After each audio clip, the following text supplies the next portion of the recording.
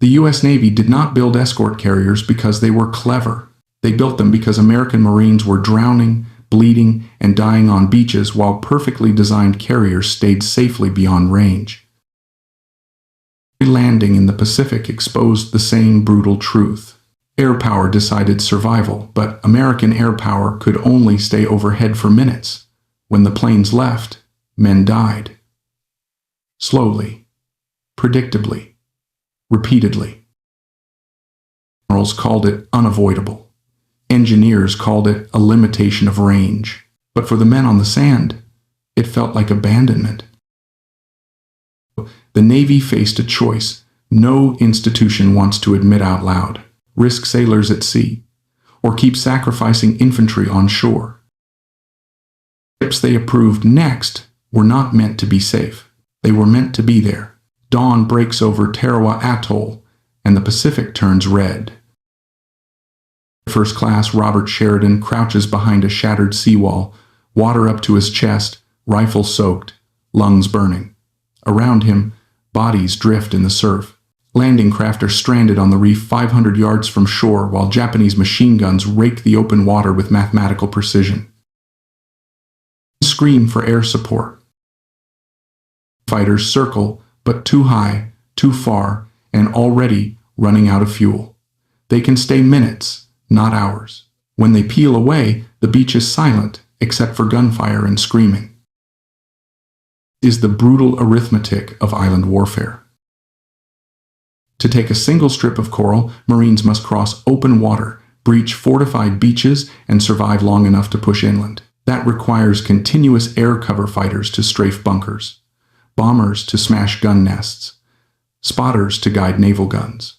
But America's fleet carriers are far offshore, kept at distance to avoid submarines and air attack. Planes burn half their fuel just reaching the battle. What remains is a cruel rhythm: 15 minutes of air support, then silence, then slaughter. Within 3 days, nearly 1,000 Marines are dead. The survival rate of the first wave falls below 30%. Commanders watching from offshore know exactly why, and they know they can't fix it. Carriers are too valuable to risk closer, too slow to replace, too few to cover every landing across the Pacific. His after-action report, Raymond A. Spruance writes with cold clarity, the lack of continuous close air support cost hundreds of lives. Marines dying on Tarawa don't know is this: 1,400 miles away, someone has already decided that the rules of naval warfare are wrong. An admiral, not a ship designer, not a man who has ever built a warship. And the solution he's about to propose will be laughed at, ridiculed, and officially declared dangerous. But it will change the war. The shock of Pearl Harbor changes naval warfare in a single morning.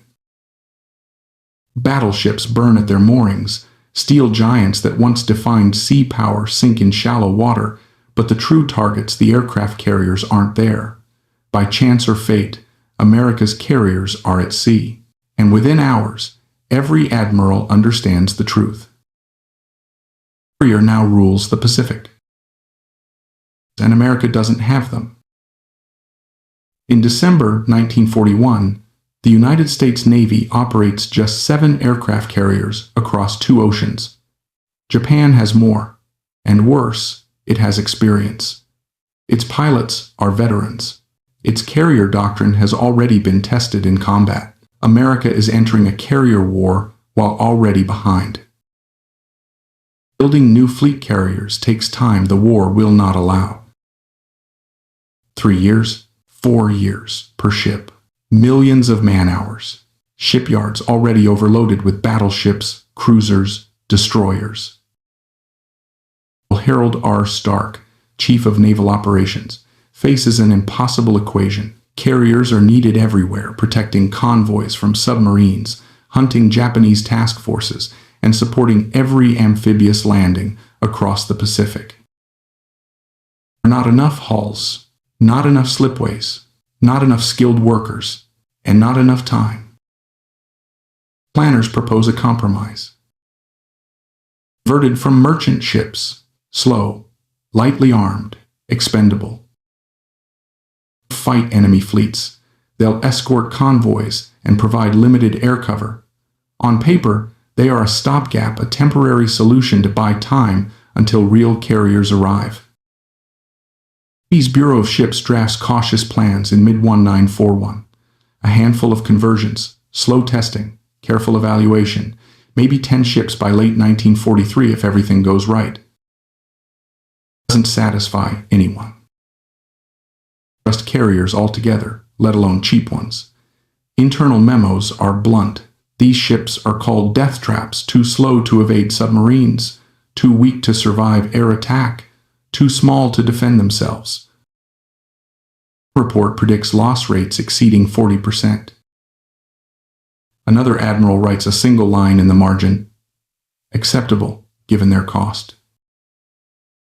The skepticism isn't just tactical, it's cultural. Real warships are built by naval architects in naval yards. These proposed carriers would be built in commercial yards by civilian workers, designed by engineers who've never served a day at sea. In the Navy, that makes them untrustworthy before they're even laid down. By May 1941, only one test ship exists, USS Long Island. It takes 8 months to convert. It's cramped, slow, and carries barely 20 aircraft. The verdict is lukewarm. Eat slowly, not slowing down. Japan controls thousands of islands. Every landing demands air cover. Every convoy needs protection. The math becomes undeniable. America does not need 10 escort carriers. It does not need 20. It needs hundreds. The rule of naval engineering, that is impossible. That's when the problem lands on the desk of a man who has never accepted the word impossible in his life. Next comes the outsider. The man who steps into the story doesn't wear a uniform. His name is Henry J. Kaiser, 60 years old, no college degree, no naval background, no experience building warships of any kind. His world is concrete, steel, and deadlines. Dams, bridges, highways, projects everyone else says will take a decade, and Kaiser finishes early. Engineers said the Hoover Dam would take 7 years. Kaiser finished it in 5. When critics called the San Francisco-Oakland Bay Bridge impossible, he delivered it ahead of schedule. Reputation isn't elegance, it's speed. In 1941, Kaiser reads reports about British shipping losses to German submarines and sees something others don't: a production problem disguised as a military one. Ships are being sunk faster than they can be built, not because engineers lack skill, but because shipbuilding is still treated like craftsmanship instead of industry. Kaiser does something heretical.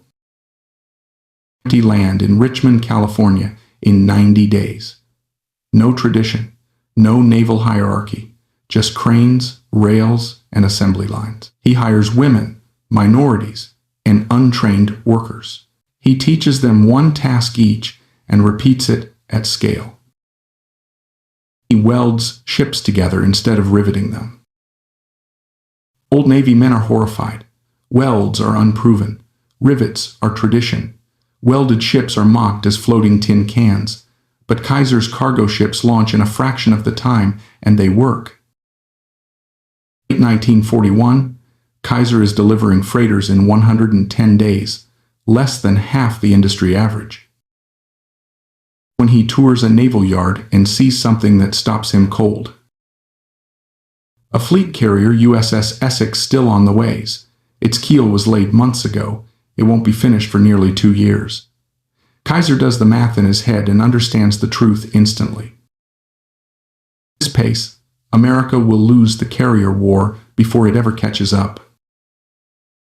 That night, he calls his chief engineer, Clay Bedford, and asks a question no one in the Navy has dared to ask out loud.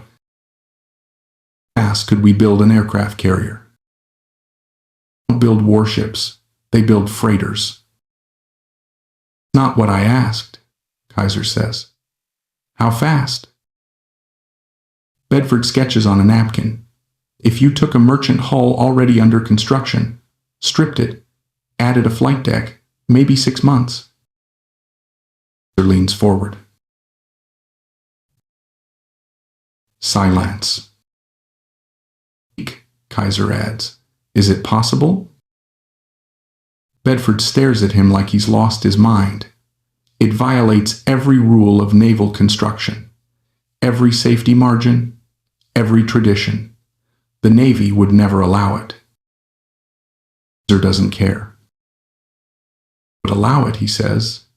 I asked if it could be done. The answer isn't yes, but it isn't no either. And that's all Kaiser needs. If something can be done once, it can be done 100 times if you ignore the people telling you to slow down. Next comes the confrontation. January 1942, Washington, D.C. Inside the offices of the Bureau of Ships, Henry Kaiser stands alone at the end of a long table. Across from him sit admirals and captains who have spent their entire lives at sea, men who built their careers on battleships, armor thickness, and careful design margins. Men who believe warships are not manufactured, they are crafted. Has 12 minutes. No finished drawings, just blueprints with pencil marks still in the margins. The proposal is simple and absurd. Escort carriers. Build them all at once. Deliver 50 ships, 1 per week. Boom erupts. Cochrane, head of the Bureau, doesn't bother hiding his disbelief. Mr. Kaiser, it took us 8 months to convert USS Long Island. You're proposing 50 ships in 50 weeks. Correct, Kaiser says calmly. Robinson leans forward. Have you ever built a warship? Sir? Arresting gear? Aircraft elevators? Sir. Hands. Then what qualifies you to do this? Kaiser doesn't raise his voice. I deliver what I promise when I promise it. The objections come fast. Submarines. No armor. Built to merchant standards. Welded hulls. Civilian labor. Memo calls the ships structurally unsound. Another predicts 30 to 40% loss rates. One admiral says the quiet part out loud. These vessels will be coffins. He listens. Then he asks a question no one answers. How many Marines died because we didn't have air cover? How many convoys have we lost because fighters couldn't stay overhead? More silence. Papers. Kaiser says, or 300 my way. Meeting ends badly. Stamped, confidential. Recommendation, do not proceed. Tactically unsound, operationally dangerous. Lose. If that report goes somewhere else. The Oval Office. D. Roosevelt reads it, sets it down, and looks up at Harold R. Stark. Explain to me, Roosevelt says evenly, why we're saying no to 300 aircraft carriers. Stark hesitates. He talks about standards, survivability, risk. Roosevelt cuts him off. Losing the war now. I don't need perfect carriers in 1945. I need carriers in 1943. Weeks later, the Navy returns with conditions. Naval architects will oversee design. Inspectors will monitor every stage. The first ship must pass sea trials before the rest are approved. He agrees instantly. He doesn't negotiate. Because now the impossible has become official. Next comes the part everyone said would fail: actually building the ships. April 5th, 1943. Exactly 11 a.m. Kaiser Shipyard in Vancouver, Washington. A bottle of champagne shatters against bare steel. Hull number CVE 55 begins to move. Slowly at first, then faster. First of Kaiser's carriers slides down the ways and into the Columbia River. Her name is USS Casablanca. To launch, 108 days. Navy's industry standard for a carrier, 350 days. Men who predicted structural failure watch in silence as the ship settles, stable and level, riding the water like she belongs there. No cracks, no buckling, no disaster. Floating is the easy part. Washington coast, the real test begins. He is rough enough to make skeptics hopeful. The flight deck is short. The ship rolls in moderate swells. Navy inspectors line the rails with notebooks ready to record failure. Single aircraft taxis forward an F-4F Wildcat. Lieutenant James Webb advances the throttle and lifts off the deck. Months later, he returns. 75 knots. Deck pitching. Arresting wires unproven. Hook catches the third wire cleanly. 6 more launches. 6 more recoveries. Systems hold. Arresting gear survives the strain. Thing that couldn't possibly work does. The loudest critics of the program submits a report he never expected to write. Against expectations, the vessel performed all carrier functions successfully. Recommend proceeding with full production. Floodgates open. 3. Kaiser is launching 1 escort carrier every 8 days, 50 ships in 14 months, the fastest carrier construction program in history. Still mocked, still called expendable, still known as Woolworth carriers. But in November 1943, Marines storm another Pacific beach, this time with escort carriers sitting just miles offshore. Bombers arrive every 10 minutes. Bombers return again and again. When troops call for air support, it answers. Casualties fall, momentum changes. Become permanent fixtures of every major landing. And when the war reaches its most desperate naval moment off Samar in 1944, these same cheap carriers will face battleships and refuse to die quietly. Began as an industrial gamble, becomes a strategic revolution. America didn't win by building the perfect carrier. Fast. The men fighting below, those floating airfields meant the difference between being abandoned on a beach and making it home alive. The story of America's floating airfields, the escort carriers of World War II, is not just a tale of ships and steel.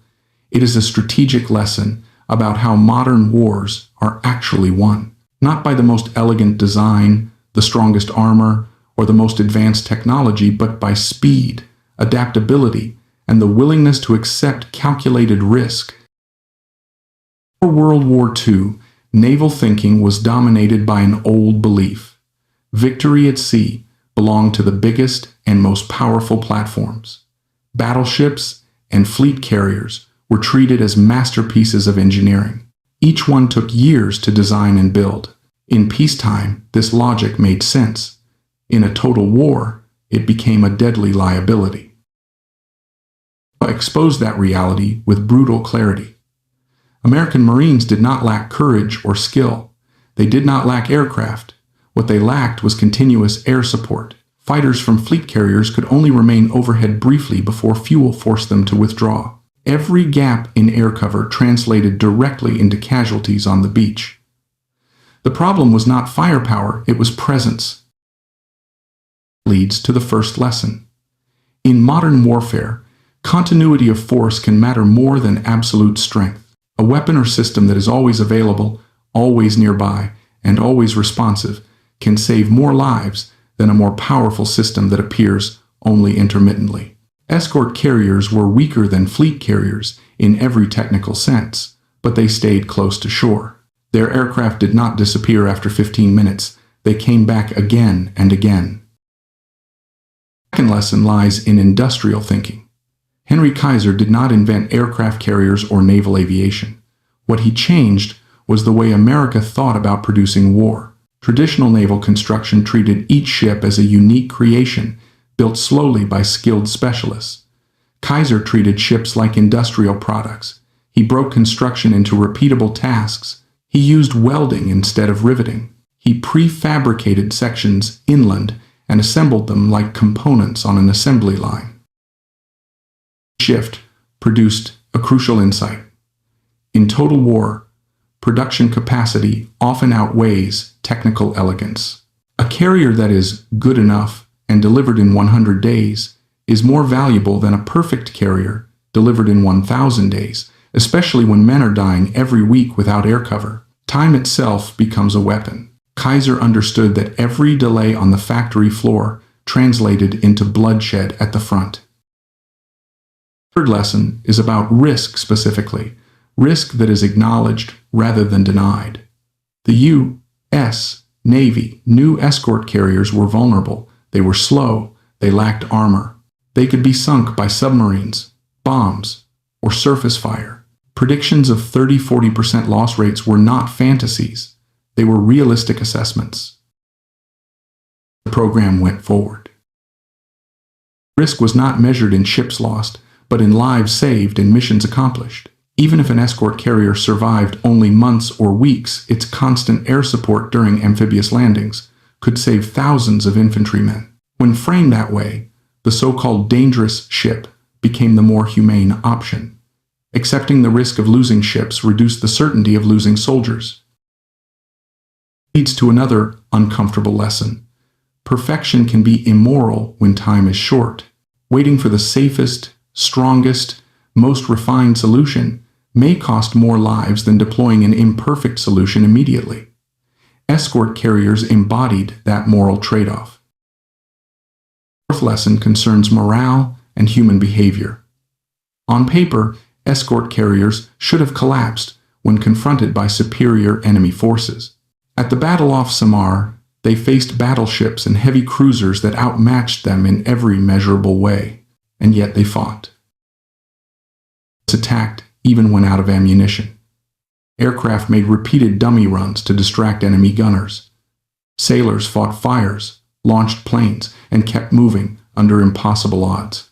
The Japanese commander, shocked by the aggression, mistook these small carriers for a much larger force and withdrew. It reveals a critical truth. Humans do not fight according to specifications.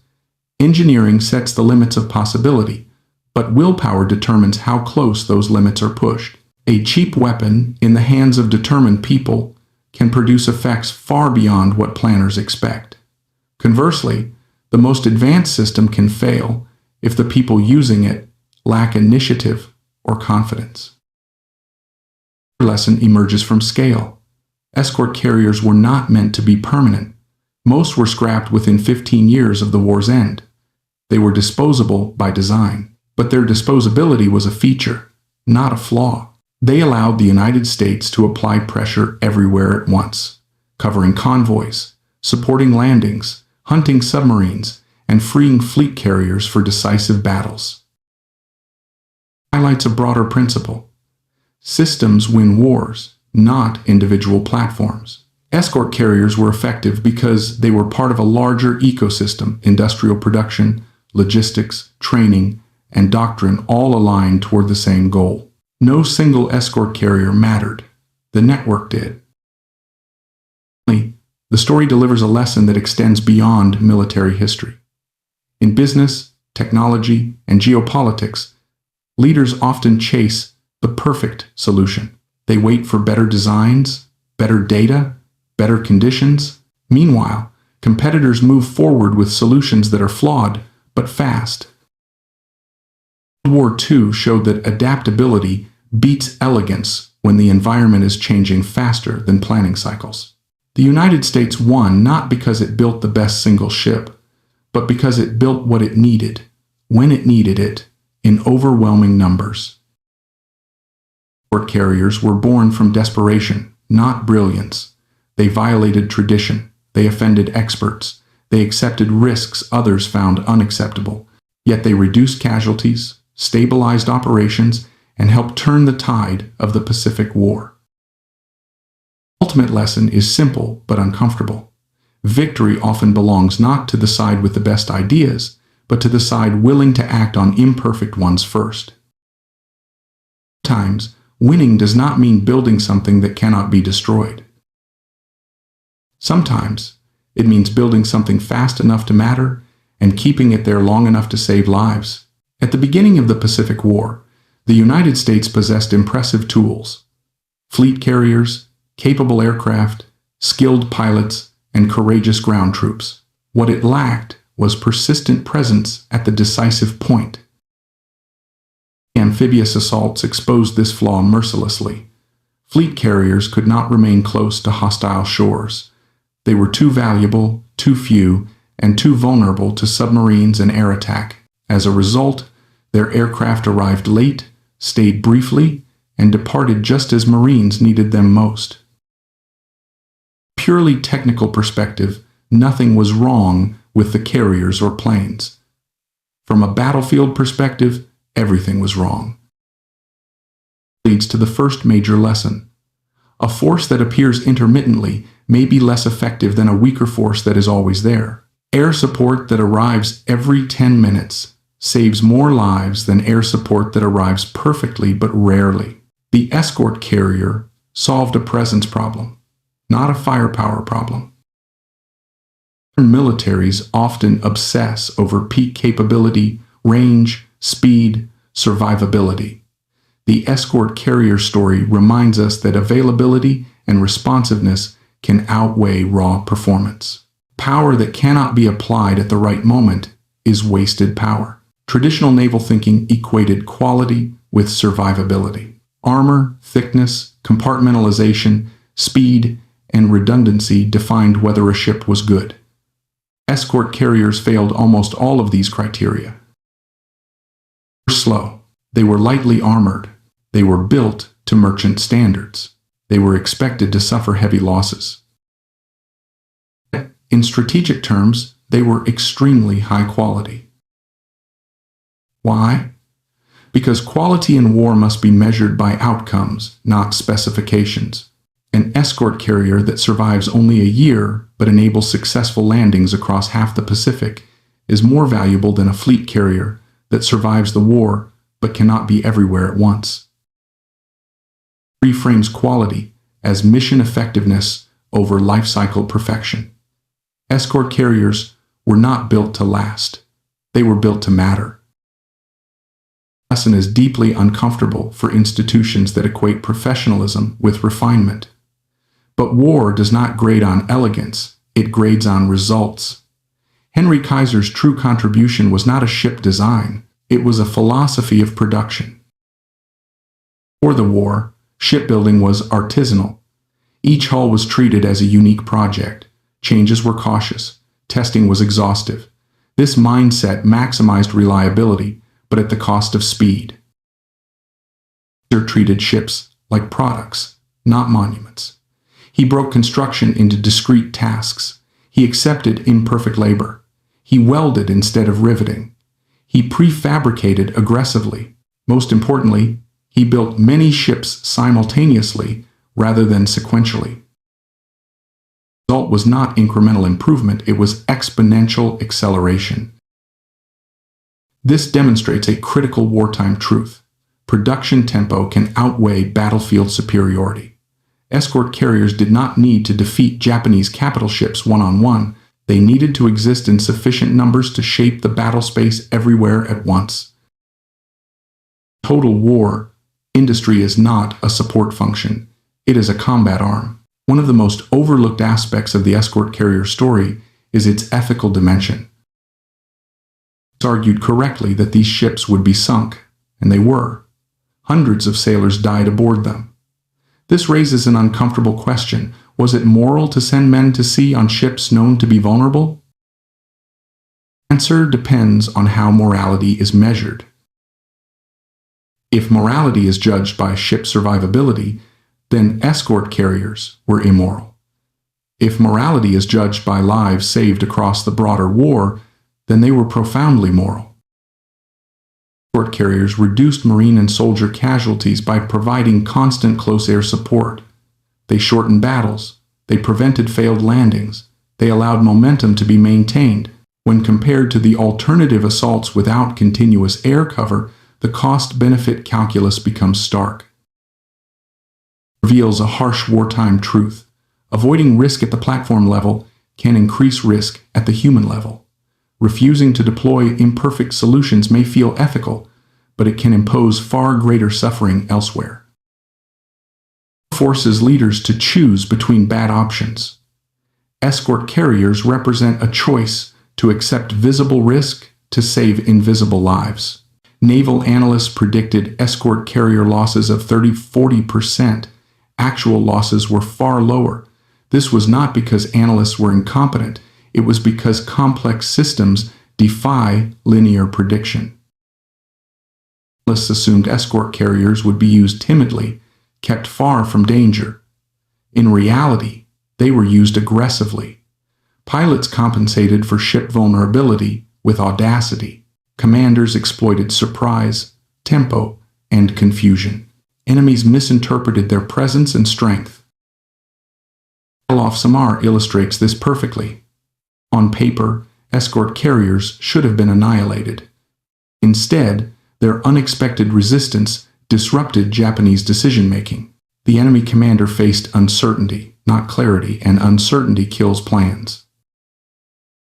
The lesson here is critical. Enemy behavior is not static. Introducing a new system changes the opponent's psychology. Predictions based solely on technical matchups ignore human reactions, fear, hesitation, and misjudgment. Escort carriers succeeded not because they were strong, but because they changed the enemy's expectations. Another vital lesson is that escort carriers mattered not individually, but collectively. No single escort carrier was decisive. What mattered was the number of hulls provided, the logistics they enabled. They gave fleet carriers. They were nodes in a system, not stars of the show. Increasingly relevant today, distributed capability can outperform concentrated excellence. Many small, replaceable assets can create resilience that a few exquisite assets cannot. Escort carriers absorbed losses without collapsing the system. Fleet carriers could not. In modern terms, this is the difference between a brittle system and a resilient one. Perhaps the most enduring lesson comes from the people who fought aboard these ships. Others knew they served on cheap carriers. Pilots knew their decks were short, their protection minimal, their survival uncertain, and yet they fought with extraordinary aggression. Samar, pilots attacked without ammunition. They made dummy dives. They used their aircraft as psychological weapons. This behavior cannot be engineered. It emerges from morale, purpose, and belief. The escort carrier story demonstrates that human determination can amplify flawed technology far beyond its design intent. Conversely, technology without determination rarely performs to expectations.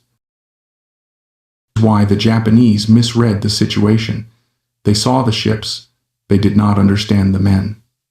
Perhaps the most transferable lesson is the danger of delay. The U.S. Navy could have waited for more fleet carriers. It could have refined escort carrier designs. It could have insisted on higher standards. All of those choices would have been reasonable and catastrophic. Acting early with imperfect solutions, the United States seized initiative. It forced the enemy to respond to a constantly shifting operational picture. It denied Japan the ability to exploit American weaknesses. It applies far beyond warfare. In business, technology, and geopolitics, organizations that wait for perfect solutions often lose to those that deploy good enough solutions quickly and iterate under pressure. Escort carriers were iteration under fire. After the war, escort carriers were scrapped. No museums, no preservation campaigns. This was not neglect, it was consistency. Never meant to last. They were emergency answers to emergency problems. Their value lay in what they enabled, not in what they were. Not every successful system deserves permanence. Some solutions are temporary by design. The mistake is trying to make them eternal. The escort carriers teach a lesson that military professionals, engineers, and leaders resist instinctively. Victory often belongs to those who accept imperfection sooner than others accept reality. The United States did not win the Pacific War by building the best possible carrier. It won by building enough carriers fast enough to matter. Sometimes the right question is not, is this the safest solution? Is this the strongest design? Is this the most elegant system? Rather, will this save lives now? Will this change the battlefield today? Will this be there when it's needed? Escort carriers answered yes to those questions. And in war, that was enough. Escort carriers were not impressive on their own. They were slow, lightly armed, thin-skinned, and openly dismissed by professionals. Yet they worked not because they were strong, but because they fit perfectly into a larger, interconnected machine of production, logistics, doctrine, and decision-making. Those are not won by isolated excellence. They are won when every part reinforces the others. Military history is filled with wonder weapons, faster tanks, bigger guns, deadlier aircraft. Each promises to tilt the balance decisively. Most fail to do so. Japan entered the Pacific War with excellent ships, skilled pilots, and a highly trained navy. In many categories, Japanese equipment was equal or superior to American equivalents early in the war, yet Japan lost decisively. Without replacement is fragile. Fleet carriers, battleships, elite aircrews, these are assets that cannot be replaced quickly. When they are lost, the entire strategy collapses. Escort carriers inverted this logic. They were designed with the assumption that some would be lost and that it wouldn't matter. This is the first systemic lesson. A weapon that cannot be replaced is a liability, not an advantage. American engineers developed floating airfields during World War II by rethinking what an aircraft carrier was supposed to be and accepting ships that were good enough, fast enough, and close enough to the battlefield rather than perfect. How it happened, step by step. The problem: air power couldn't stay overhead. Early Pacific landings like Battle of Tarawa exposed a deadly gap in U.S. strategy. Carriers had to stay far offshore to avoid submarines and bombers. Fighters burned most of their fuel just reaching the beach. In short, unreliable windows. Casualties soared during gaps in coverage. Naval commanders knew the math. No continuous air cover equals massive infantry losses. 2. The radical idea: carriers that stay close, not fast. Traditional fleet carriers were huge. 3-4 years to build. Rule: slow is approximately equal to 18 knots. Built on merchant hulls. And for close air support, not fleet combat. These ships weren't meant to fight Japanese carriers. They were meant to be floating airfields parked 5-10 miles from the beach. 3. The man who made it real. Henry J. Kaiser. Kaiser wasn't a naval architect. He was an industrial builder, obsessed with speed. Approach: holes already in production. Weld instead of rivet. Higher sections inland. Run shipyards like automobile factories. Not one at a time. The Navy called his proposal reckless. Kaiser promised 1 carrier per week. 4. The ships, cheap, mocked, unstoppable. The result was the Casablanca-class escort carrier. Characteristics. Per ship, Wildcats and Avengers. Minimal armor. Built-in to 100 days. Sailors mocked them as carriers. Woolworth carriers. Iguala combustibly, vulnerably, expendably. Worked. Why they changed the war. Amphibious landings. Escort carriers provided. Continuous close air support. 15 minutes. Immediate response to marine radio calls. Casualties dropped 30–40% compared to early landings. They. Submarines. Lines. Freed fleet carriers for offensive operations. The ultimate test. Battle off Samar. In October 1944, escort carriers faced Japanese battleships. Overwhelming firepower in minutes. Instead, even without ammunition, aircraft made dummy dives to disrupt enemy fire. Faced fleet carriers. Enemy retreated. Lost, but the invasion survived. It was one of the most lopsided courage versus tonnage fights in naval history. 7. The real innovation wasn't the ship, it was the philosophy. The floating airfield worked because America accepted that. Speed of production mattered more than perfection. For armor, this could be saved by being present, not invincible. War is won by systems, not just weapons. Pięć. Over 120 escort carriers served. And used them. Tens of thousands of ground troops lived because air cover never left. In one sentence, America surprised Japanese garrisons by turning cheap merchant hulls into permanent airborne shields, proving that fast, flawed solutions can outperform perfect ones when time is the real enemy. Want, I can. CTR YouTube script, act structure.